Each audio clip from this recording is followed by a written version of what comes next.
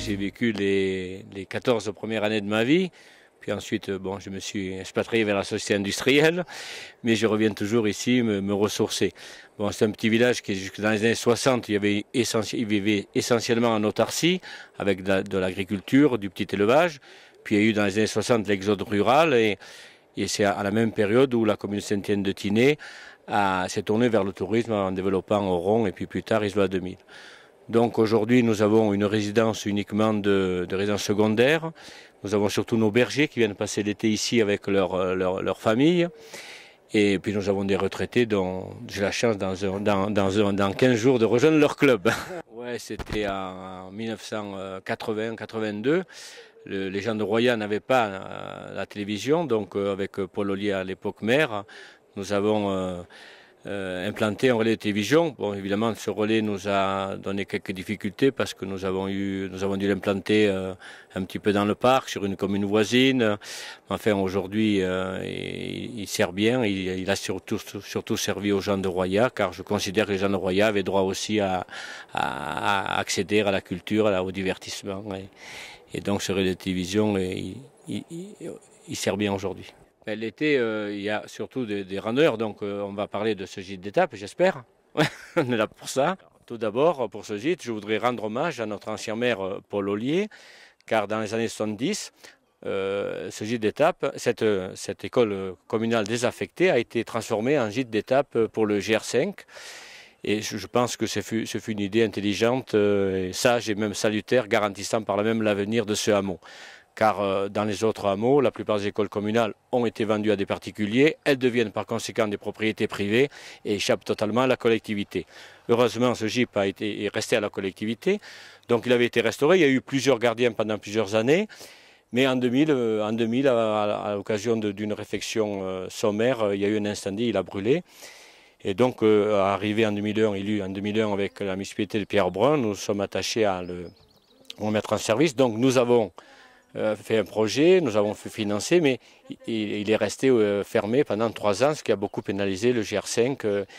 Aujourd'hui, il est ouvert depuis le mois d'avril. Vous allez peut-être tout à l'heure interviewer les nouveaux gérants et nous comptons beaucoup sur ce gîte parce que c'est la vie, la survie du village, la vie. Parce que lorsqu'on vient ici, on voit les lumières, de la vie, des parasols, des touristes et tout. Et si tu veux, je vais te raconter... pour dire l'importance capitale et majeure qu'a ce gîte d'étape de Roya. J'ai trouvé les mots dans une histoire simple. Il y a 2 ans, chaque année à l'automne, je viens ici fermer l'eau et purger les canalisations de ma maison familiale. Et là, j'étais parti de Nice à 16h, je suis arrivé ici à 17h30, c'était déjà le crépuscule, il commençait à neiger légèrement, le brouillard avait envahi la vallée, donnant l'impression que Roya était isolé du reste du monde. Donc je suis arrivé sur cette place, et j'ai vu aucun volet ouvert. À travers les carreaux d'aucune fenêtre, je n'ai aperçu la lueur d'une chaude clarté et des cheminées, je n'ai vu aucune fumée s'élevant dans le ciel, pour la bonne raison qu'à l'intérieur, il n'y avait plus aucun poêle allumé. Alors je suis allé faire mon travail, je suis parti, mais je me suis dit, j'ai compris que tant que ce gîte d'étape ne serait pas rouvert, eh bien, à Roya, l'hiver, en semaine, il n'y avait plus aucune vie humaine. Donc aujourd'hui, nous sommes heureux de l'ouvrir, nous sommes heureux de l'inaugurer, et c'est la survie, c'est vraiment la survie de Roya. Je dois dire que je rends hommage à l'architecte M. Drouin qui l'a, d'une façon intelligente et astucieuse, aménagé. À la salle de l'ancien four communal, nous avons fait la salle hors sac. Ensuite, il y a un escalier qui monte, qui va aux chambres. Et il y a 5 petites chambres individuelles où il y a 3 lits, 4 lits et jusqu'à 8 lits c'est le literie neuve, parc et bois, les lits sont en hêtre et tout. Et puis nous avons instauré une salle de restaurant pour les gérants. Et puis ce gîte, il est aussi conforme à l'esprit de la loi, c'est-à-dire qu'il peut accueillir les personnes handicapées. À l'église, lorsqu'on voit l'importance de l'église, on s'aperçoit qu'il y avait une importante activité dans ce village. Je crois qu'au début du siècle, ils étaient 300. Donc, il y avait jusqu'à la guerre de 14, il y avait un curé en permanence. Donc il y a un presbytère avec un important logement où il y a encore des caisses où les gens amenaient leurs grains en dîmes. Et donc cette église... Maintenant, j'ai donné la clé au gérant du gîte pour qu'il puisse la visiter. Et donc, il faut savoir qu'à Roya, lorsqu'il y avait 300 personnes, c'était très religieux. Il y avait des offices tous les dimanches, et des vêpres, des processions, et ainsi de suite.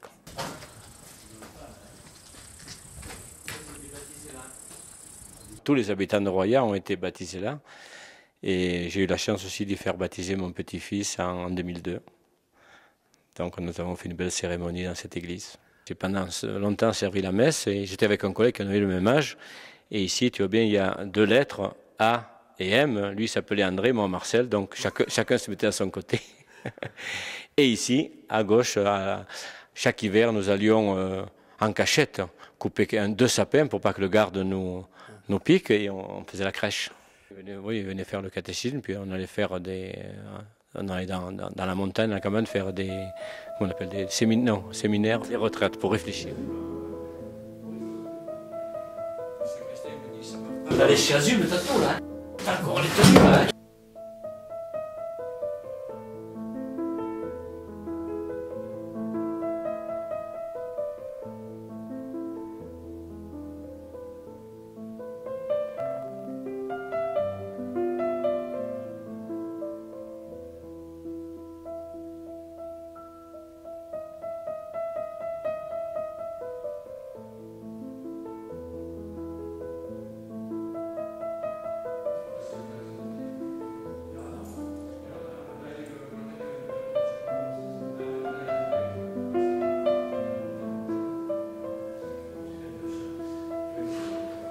J'aime beaucoup Saint André. D'abord, il est au-dessus du confessionnal, où tout petit, je venais confesser mes péchés pour me faire pardonner.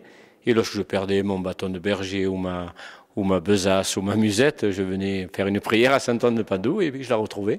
Bien, oui, Roya, je connais Roya depuis très longtemps, puisque je parcours à ski ou à pied tout le secteur. Mais quand nous nous sommes mariés, avant que nous nous marions, d'ailleurs, nous faisions une randonnée. Et nous sommes passés par Roya en passant ici. Et à l'époque, Patrick Murphy, qui a fondé d'ailleurs la chorale connue de Saint-Étienne-de-Tinée, tenait une auberge juste à côté. Et on a été déjeuner dans cette auberge à la fin, après avoir fait un bivouac à Rousnig, qui est à côté. Et on est rentré dans cette auberge et on s'est dit, pourquoi on ne ferait pas notre repas de noces ici? Et c'est ce qu'on a fait. Parce que, comme je connais Oron depuis longtemps et je suis amoureux fou du pays et aussi des gens du pays, on avait décidé de se marier à Oron. Et je crois que nous sommes les derniers d'ailleurs à avoir été mariés à Oron. Et le maire dont parlait tout à l'heure, Marcel Muris, Paul Ollier, avait monté la photo, parce que c'était obligatoire, dans l'annexe de la mairie qui était quand même la crèche, et il avait monté la photo du président de la République à l'époque, qui était Giscard d'Estaing, et qui s'est trouvé au milieu des bambis, qui était sur le fond du mur. Donc nous avons décidé de nous marier à Oron, ce qui a été fait avec une grosse chaleur. D'ailleurs, il y avait, je crois, Pierre Cholem, qui était adjoint au maire à l'époque. Et on a dit, on fera le repas à Roya, parce qu'on avait un petit choc pour Roya. Et nous sommes venus donc à ski, une grande partie de la noce. Les plus âgés, pas nous à l'époque, sont venus par en voiture. Et ils nous ont attendus d'ailleurs un petit moment pour le repas, parce qu'il y avait quelques traînards à ski, parce que c'était un 30 avril et la neige n'était pas tout à fait jusqu'à l'arrivée du village. Voilà. Et le repas a été remarquable, ce qui ajoutait encore un peu plus de valeur à Roya, qui est d'ailleurs très bien représenté par l'adjoint et qui a beaucoup de souvenirs. Ma femme aussi, qui n'était pas habituée à ce genre d'aventure, elle a apprécié aussi. Oui, moi ça a été quand même, parce que malgré tout j'étais déjà un petit peu aguerrie avec un mari sportif, mais une partie de la noce a vraiment souffert de faire 2 kilomètres à pied avant d'arriver au restaurant avec les skis sur l'épaule. Ça a été le plus dur pour eux. Enfin c'était un souvenir et tout le monde me dit je m'en souviendrai toujours de ton mariage. Et voilà, c'est le principal. Voilà tout ce que j'ai à dire sur Roya, et je fais de la peinture. Et j'ai peint d'ailleurs un tableau de Roya que j'avais pris un petit peu derrière, où on voit cette église qui a une architecture tellement étonnante et tellement ravissante qu'elle donne encore un cachet supplémentaire au village qui en a déjà beaucoup. D'ailleurs, il y a de plus en plus d'habitants, enfin de résidents secondaires qui rénovent et en peu de temps, on voit une différence. Et tout ça peut-être grâce aussi à l'instigation menée par notre cher ami Marcel. Il va faire un plan de coupe au moment du... Envoie un bisou à mamie, chérie. Telle date à quelle date, on peut venir quand chez toi? Vas-y, qu'est-ce qu'on peut faire? Au niveau du restaurant, il est toujours conseillé de venir chez nous le midi. Premièrement pour le spectacle, parce que le soir, là, il fait assez frais, on est à 1500 mètres, on est en bas de vallée. Donc il fait rapidement froid le soir, donc c'est toujours préférable de venir le midi. Toujours réservé, bien entendu, parce qu'on n'a pas numéro de téléphone. 04 93 03 43 05. Voilà, ils viennent s'afficher en bas de votre écran. mavieilleécole.com également pour les réservations. Donc le restaurant, c'est le midi. On a une carte où vous avez du poisson, vous avez de tout. Tout est produit frais, tout est fait maison, bien entendu. On fait également gîte d'étape. Ben, on a vu la belle chambre là. Roya, c'est 350 km de sentier. C'est 25 000 moutons autour de Roya, donc il y a vraiment de quoi faire. Il y a des balades de 45 minutes à plat très faciles jusqu'au Mounier où ça prend 5 heures de montée. Bref, Roya c'est un lieu idéal, vous n'avez pas un bruit, vous n'avez pas de voiture. Alors 45 minutes, c'est quoi le trou des Corneilles? Le tour des Corneilles, le tour de Baudric, 2h30, etc. Enfin, il y a vraiment de quoi faire. Et l'hiver, c'est la descente en hors-piste par le col du Blénon. Moi je mange. Continue à parler, il n'a pas fini. Voilà, c'est été et hiver, Roya. Avec le comité des fêtes de Roya, on base vraiment là-dessus, été et hiver, parce que l'hiver, il y a une vie à Roya. Voilà, il y a la cascade de Salvieille avec... Exactement, et puis il y a des randos à ski, il y a du ski à la descente hors piste, etc.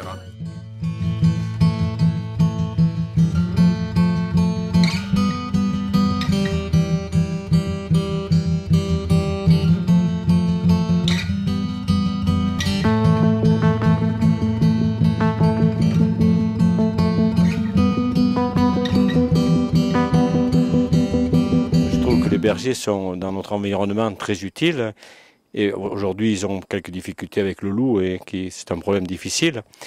Alors je vais essayer de faire un plaidoyer pour les bergers. Jean Ferrat a écrit, a chanté et chante toujours une très très belle chanson intitulée La montagne, qui est toujours d'actualité et qui n'a pas pris une ride au cours des années.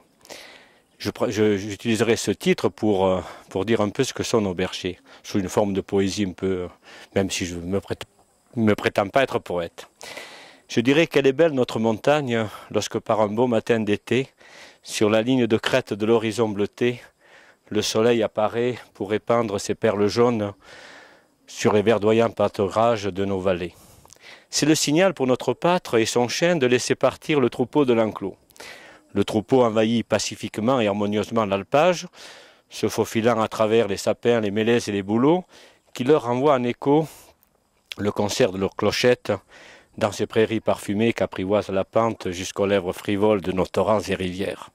Et quand midi fut venu, le troupeau s'agglutine et rumine, et notre pâtre, sous l'œil pétillant de son chien, cherche un coin d'ombre, et sort de sa besace son fromage de brebis, son pain, le tout avec un peu du vin de la vigne du Seigneur. Et s'il n'a pas du vin de la vigne du Seigneur, le bon Dieu a bien fait les choses, puisque près de lui jaillit toujours une source d'eau vive, pure, fraîche et limpide. Avant la réapparition du loup, c'était les temps heureux d'un bonheur quotidiennement renouvelé. Oui, tout à l'heure je vous avais fait un poème sur la beauté du berger, mais je me suis imaginé la suite avec le prédateur, le loup. Alors on peut constater que le prédateur, le loup, attaque régulièrement et violemment les moutons, les troupeaux. Moutons, brebis et agneaux basculent par-dessus les barres rocheuses, s'entassent pêle-mêle dans des vallons, les quatre pattes cassées, et meurent étouffés dans d'atroces souffrances. Et notre pâtre, devant ce spectacle, le cœur brisé, cherche un peu du réconfort auprès de son chien, mais n'ose plus regarder le lointain. Ses yeux atterrés ne regardent plus que cette terre ensanglantée, et si les oiseaux se cachent pour mourir, lui il se cache pour pleurer. Donc aujourd'hui on est à la croisée des chemins, il faudra que les pouvoirs politiques choisissent entre le prédateur et les éleveurs, parce que